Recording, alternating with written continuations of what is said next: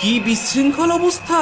গোড়াতেই এত গলদ থাকলে পরে কি হবে? হ্যাঁ, না, ব্যাপারটা তো জানাতে হবে।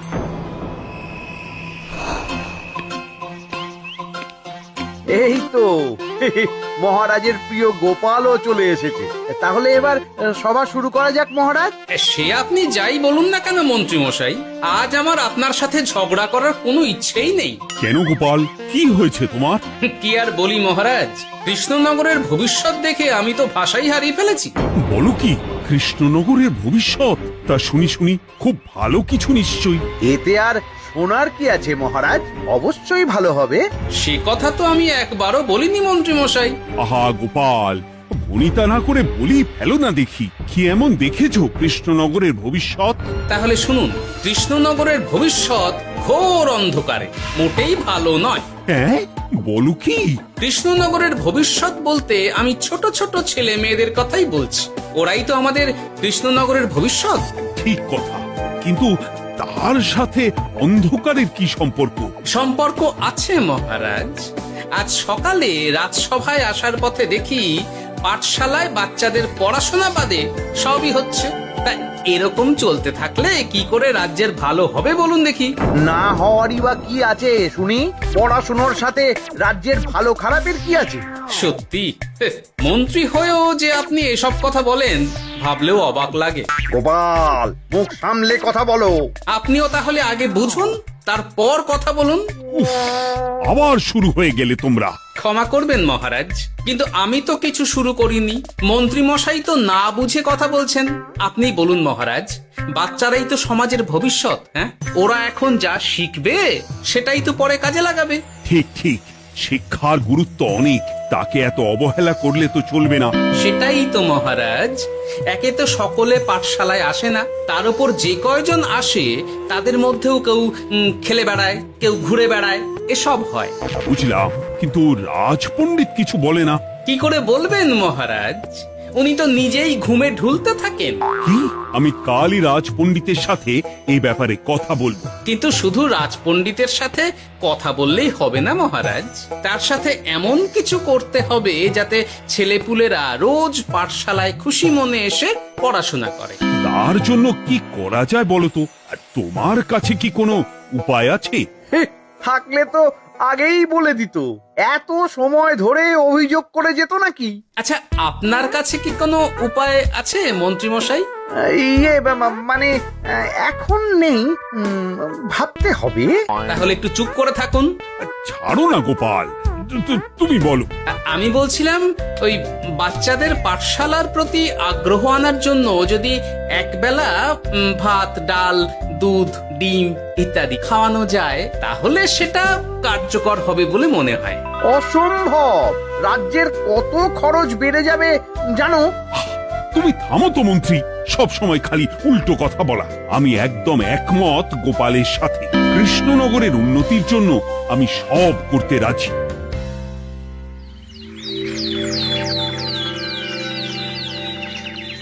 তোমার কিছু বলার আছে পণ্ডিত, পাঠশালার এই অব্যবস্থার ব্যাপারে? আজ্ঞে মহারাজ, অনেক ভোরে উঠি তো, তাই একটু চোখ লেগে যায় আর কি। চোখ লাগারও আর সময় পেল না তোমার? পড়ানোর সময়ই চোখটা লাগতে হলো। যাই হোক, যা হওয়ার হয়ে গেছে, আর যেন এমন না হয় সেটা কিন্তু মাথায় রেখো। আজ্ঞে মহারাজ, কথা দিচ্ছি আর কোনোদিন পড়ানোর সময় ঘুমোবো না। বেশ, আর মন্ত্রী, তোমার উপর একটা দায়িত্ব আছে। বলুন মহারাজ। তুমি পাঠশালাতে পড়াশোনা শুরু করতে পারবে এমন বয়সী সকল বাচ্চাদের মোট সংখ্যাটা জেনে কোন দোকানদারের কাছে গিয়ে সেই পরিমাণ শস্যপাতি আর ডিমের বায়না দিয়ে আসবে। আর হ্যাঁ, একজন ভালো রান্নার ঠাকুর জোগাড় করো। যথাজ্ঞা। আরে বাস, এ তো দারুণ সুযোগ। এই ফাঁকে আমারও কিছু লক্ষ্মী লাভ হতে পারে। গোপাল, তোমারও একটা দায়িত্ব আছে। হ্যাঁ, বলুন মহারাজ।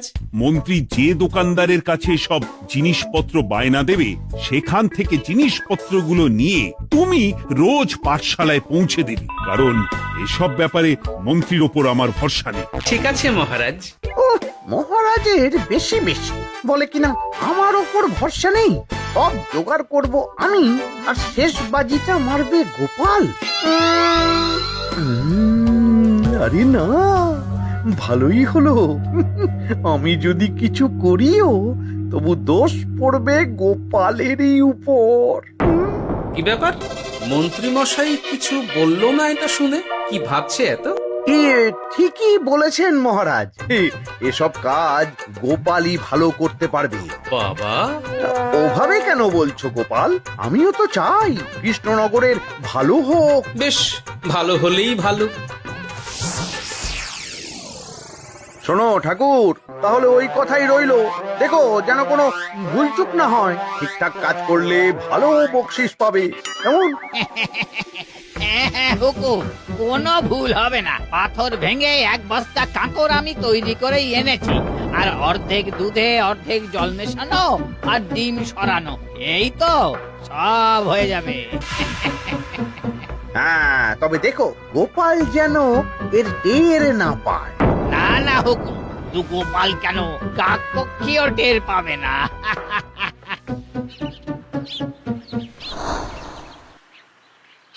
যাক বাবা, এবার শুধু জিনিসের দামটা মহারাজকে বাড়িয়ে বললেই কাজ হাসিল। এদিকে অতিরিক্ত মূল্যটাও আমার হবে, আর বাকি জিনিসগুলো বিক্রি করার পর সেই দামও আমারই হবে।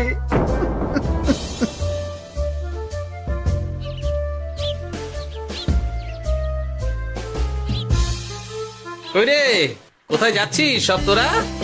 যাচ্ছি গো গোপাল দাদু। কাল থেকে অবশ্যই সব পাঠশালায় যাস, কিন্তু বন্ধুদেরও বলিস যেতে। ভাত, ডিম, দুধ, আরো কত কি ভালো ভালো সব খাবার দেওয়া হবে রে। তাই ডিমও দেবে? হ্যাঁ রে, মহারাজ এই নতুন নিয়ম করেছেন। আমি নিজে গিয়ে জিনিসপত্র দিয়ে আসবো। কে মজা, আমি তো তাহলে রাত যাব পাঠশালা। আমিও যাব। বেশ দারুণ ব্যাপার হলো তো, এবার তো রোজ পাঠশালা যেতেই হবে। আচ্ছা বেশ, এবার চলি তাহলে।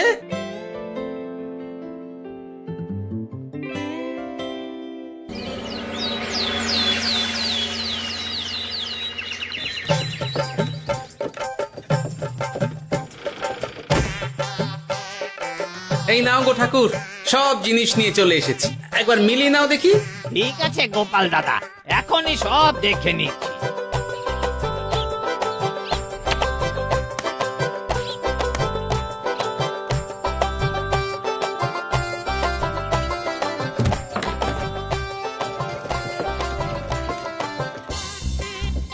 যাক বাবা, গোপাল দাদা গেছে। এবার মন্ত্রী মশাইয়ের কথা মতো সব করলেই কেল্লা ফতে।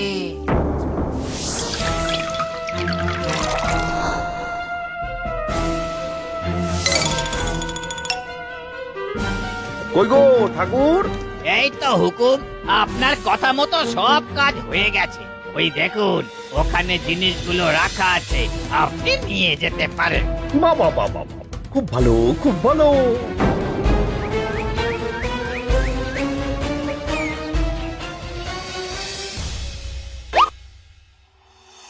ও কি, অর্ধেক ডিম দিলে যে, বাকিটা কোথায়? কিসের বাকি?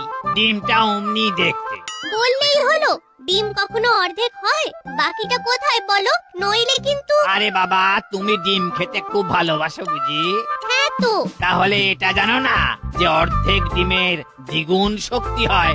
সত্যি? হ্যাঁ, তা নয় তো কি মিথ্যে? ওই জন্যই তো আমি তোমাদের সকলকে অর্ধেক ডিম দিই। আরে বাস, এটা তো আমরা কেউই জানতাম না। ঠিক আছে, আমি আমার সকল বন্ধুকে এটা জানাবো। যাক বাবা, বিশ্বাস করলো তবে, নইলে আর একটু হলেই ধরা পড়ে যেতাম।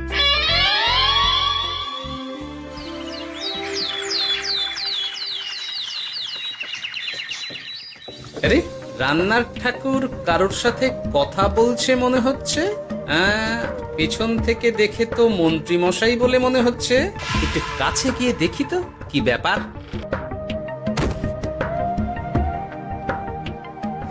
আরে গোপাল দাদা যে, তোমার কথাই ভাবছিলাম, আর দেখো তুমি চলে এলে।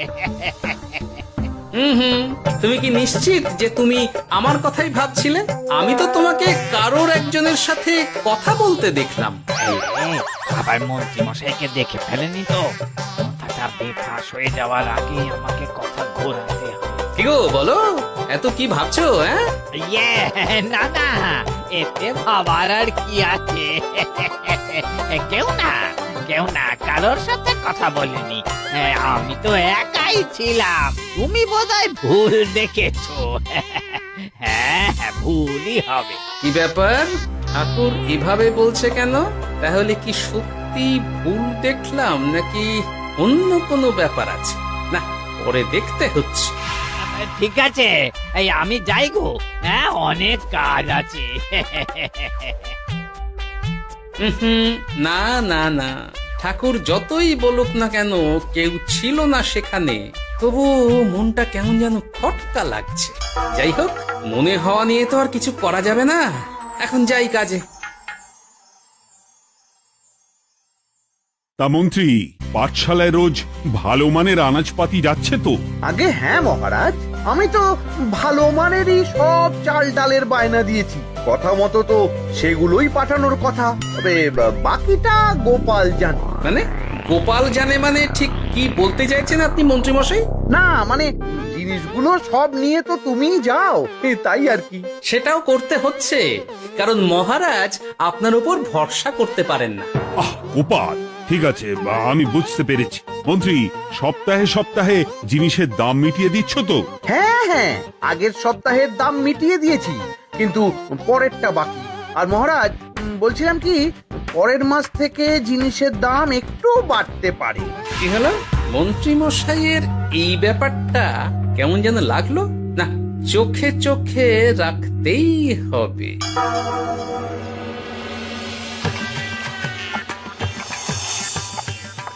কিরে বুটি, তুই অর্ধেক ডিম খেয়ে বাকি অতটা রেখে দিলি কেন?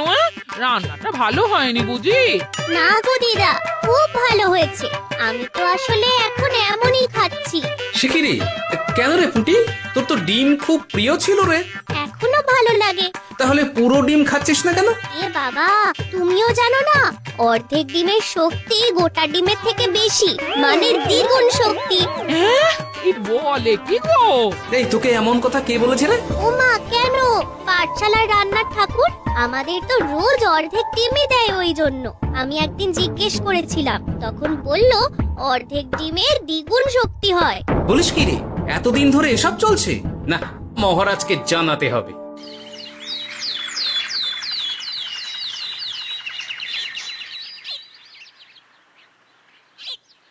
আরে গোপাল এত সকাল সকাল রাজবাড়ির দিকে যাচ্ছে কেন? গিয়ে আড়াল থেকে দেখি তো।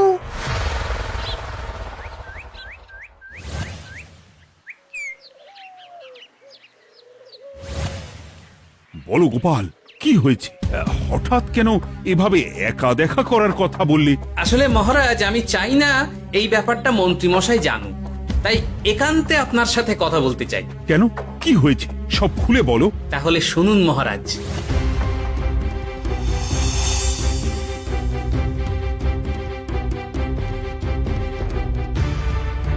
কি সাংঘাতিক ব্যাপার!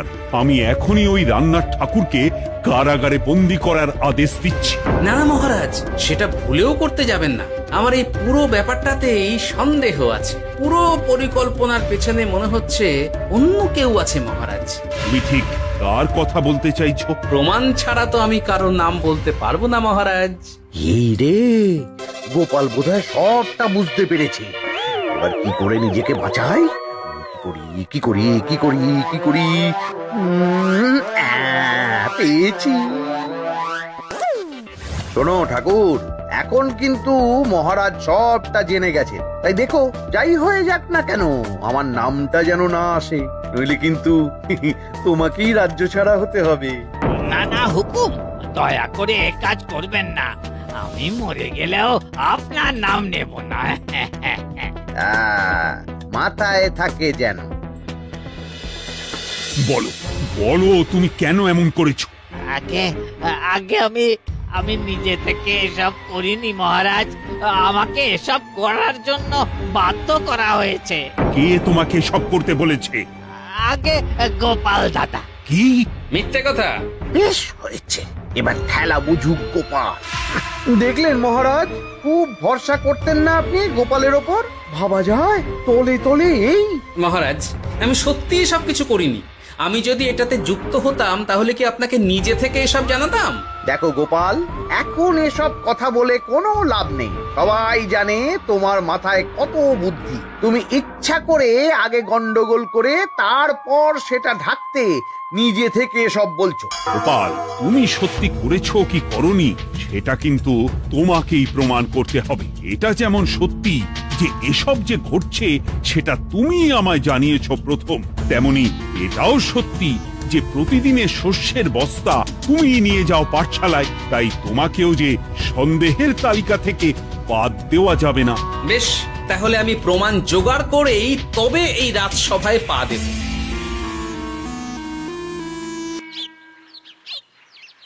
আজকের পরে আমি আরো নিশ্চিত যে এসবের পিছনে মন্ত্রীমশাই যুক্ত আছে।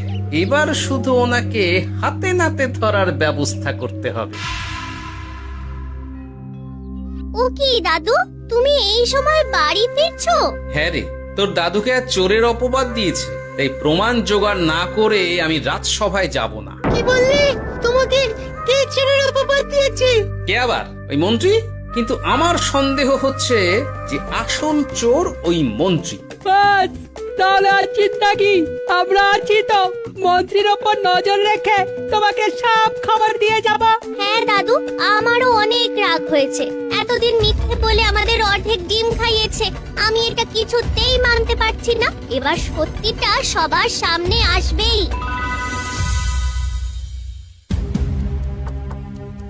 নাও নাও, আজকে চাল ডাল সব এই বস্তাতে আছে। এই নিন আজকের মূল্য। দেখো, অর্থটা কিন্তু বড় কথা নয়। তোমার যে রোজ বিক্রি বাট্টা বেড়ে গেছে, আর তার জন্যই তোমার তো আমাকে মিষ্টি খাওয়ানো উচিত। একদম, আমি কালই আপনাকে মিষ্টি খাওয়াবো, একদম পাকা কথা। তাহলে আজ চলি, কাল দেখা হবে। দেখলি মন্ত্রী মশাই কি বদমাইশ। চল এখনই গিয়ে গোপাল দাদুকে সব বলি।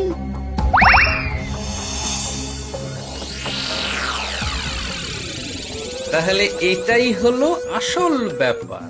খাওয়াচ্ছি ওকে মিষ্টি। হ্যাঁ গোপাল দাদু, একেবারে আচ্ছা করে দাওয়াই দিও। আচ্ছা শোন, আমার মাথায় একটা বুদ্ধি এসেছে, বুঝলি? কাল তোরা ওই পাশের গ্রামের দোকানদারকে কিছু একটা করে আটকে রাখ, আর আমি সেই সুযোগে মন্ত্রীর সাথে দেখা করব। আচ্ছা, তুমি কোনো চিন্তা করো না। ঠিক আছে, তোরা এখন যা, আমিও একবার মহারাজের সাথে দেখা করে আসি।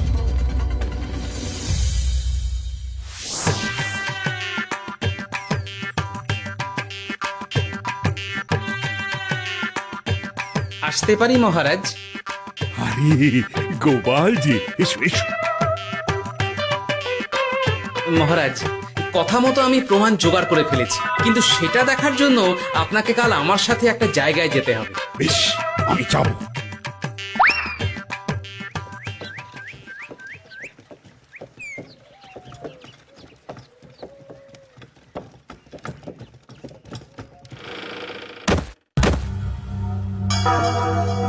এই কি, তুমি কে? আগে আমি মালিকের খুব বিশ্বস্ত কর্মচারী। আজ সকালে মালিক একটা অন্য কাজে ব্যস্ত হয়ে পড়েছে, তাই আমাকে পাঠালো। কিন্তু কথা মতো আপনার জন্য মিষ্টি পাঠিয়েছে। এই তাই নাকি? দাও দাও দাও দাও, শুনেছি তোমাদের গ্রামের মিষ্টিও নাকি খুব ভালো। হ্যাঁ, ওই আর কি। নিন।